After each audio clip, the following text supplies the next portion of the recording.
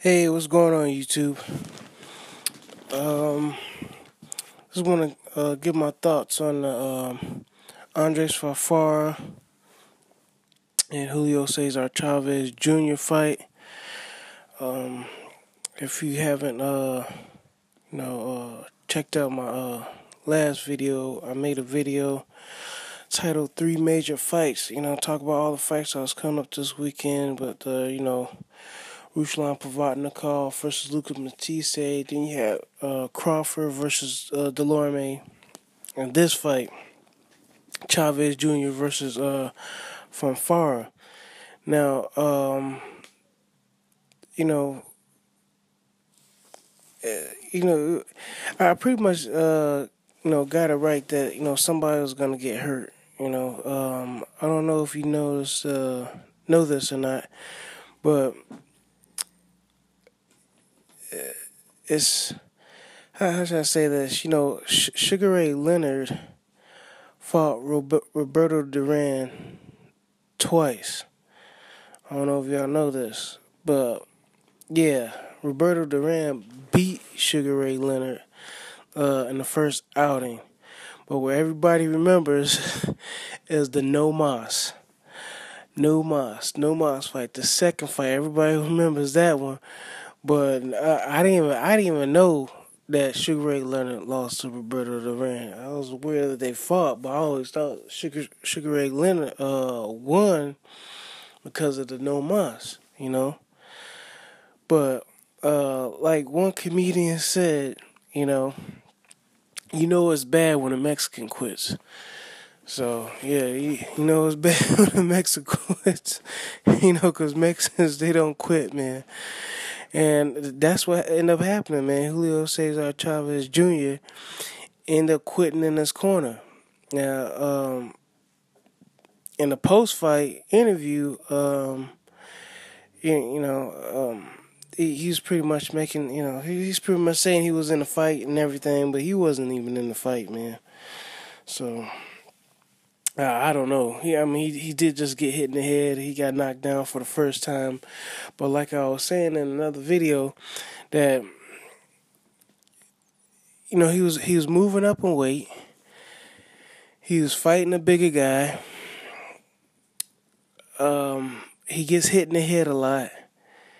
And Fonfara, he's a tough guy. And I was like, somebody was going to get hurt in this fight.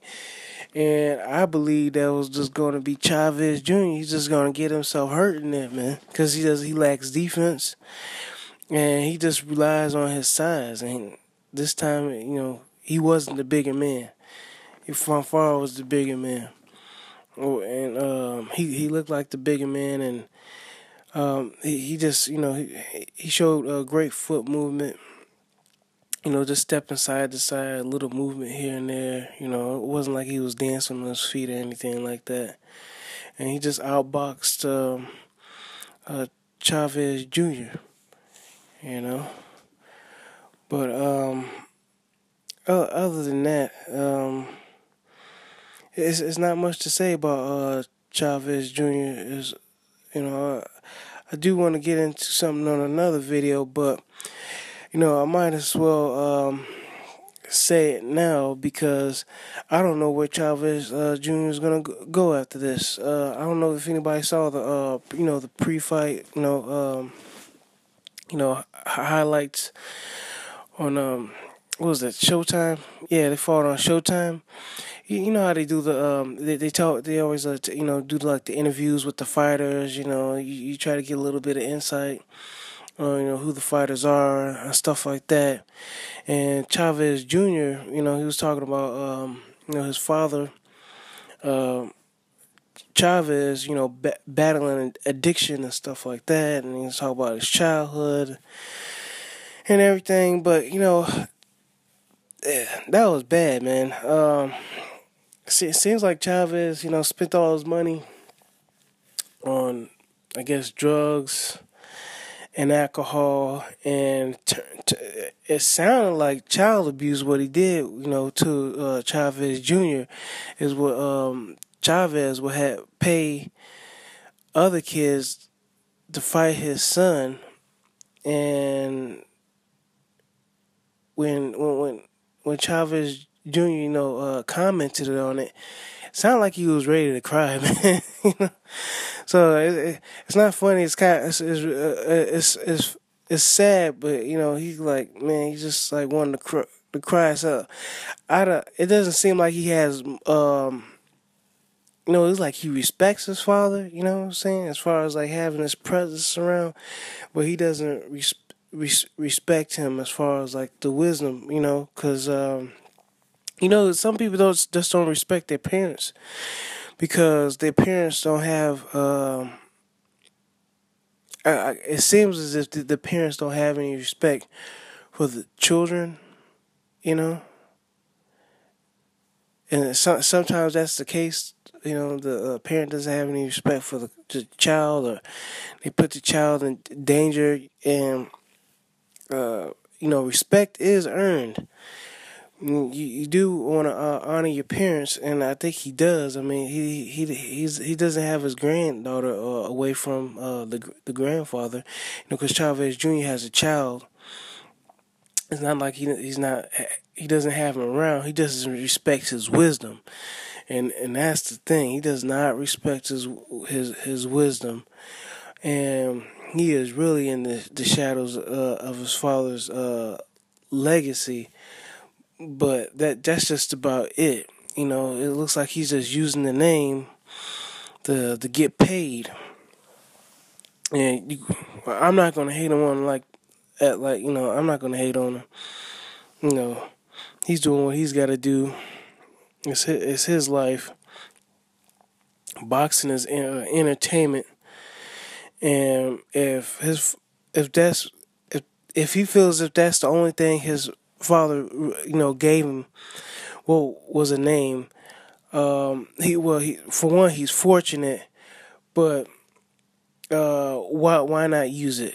If he feels if your father has abandoned you, abused you, that's how it sounded like child abuse to me. That is like child abuse. I was like, wow, man, you paying kids off the street to beat up your son, and then he said, well, if he won, I'll make his father happy, and then the interviewer was saying, oh, so you fighting for your father's love, and I guess he was Chavez Jr. was kind of in agreement with it.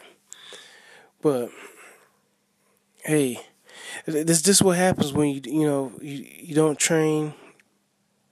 You lack motivation. But I just saw it was writing on the wall, man. And Fonfara, if you're a gambler, the odds were like plus 250. I have placed bets before, but I haven't found a betting site. So if anybody knows a betting site, let me know, man, because I haven't found one. I would have put money on this one.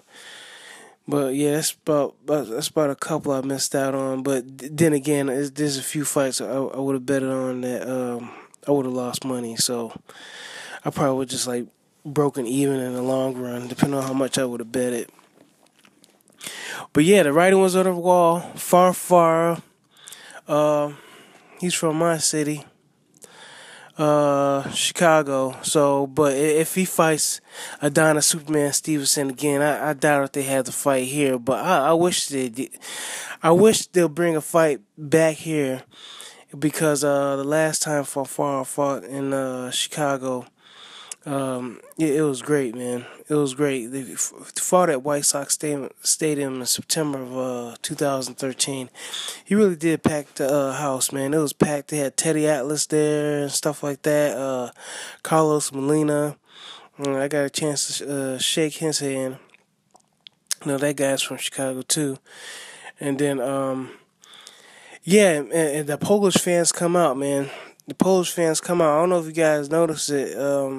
But at the StubHub Center, you saw all the red and white, the Polish fans with the flags and stuff like that. Oh man, in Chicago, they'll pack the whole darn stadium. They got a big Polish population. Big Polish community out here.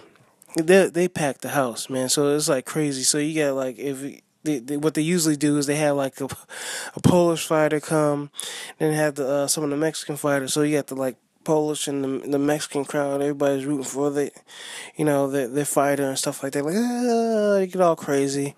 It doesn't. And sometimes it really doesn't even matter who they're fighting. They just root for just root for their guy. So fans do matter. Fans do matter. And then sometimes sometimes it really doesn't matter who the opponent is. These people just come out. They're just like dedicated to that guy. And when it comes to Andrzej Fonfara, they do come out. All right, man. I'll catch y'all later. Let me know what y'all think about what Chavez. What does he have to do? Does he need like a head doctor? A therapist. Does he need some like? Does he need some like therapy? Does he need a conditioning coach? It's in his mind, man. It's in his mind. Does anybody have like any ideas of how Chavez Jr. can get himself back together? What type of fighters should he fight and stuff like that? What type of coach he should get? Just any ideas? All right, man. Like and subscribe and share the video if you liked it. All right, I'll catch you all later. Bye.